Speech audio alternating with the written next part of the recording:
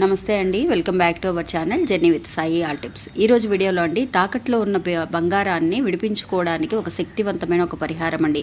చాలామంది కూడా అక్క బంగారం తాకట్లో ఉంది విడిపించుకోలేకపోతున్నాము అని అనుకునే వాళ్ళందరూ మళ్ళీ అడుగుతున్నారండి.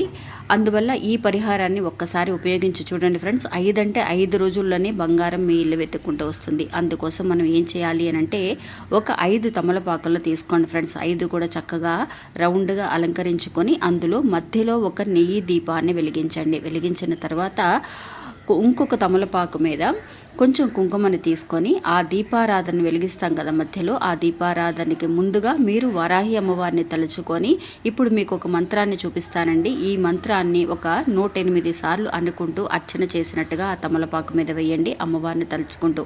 ఇంకా మంత్రం ఏంటి అంటే ఓం శ్రీం క్రీం క్లీం, ఓం శ్రీం క్రీం క్లీం అనే మంత్రాన్ని 108 సార్లు అనుకోండి.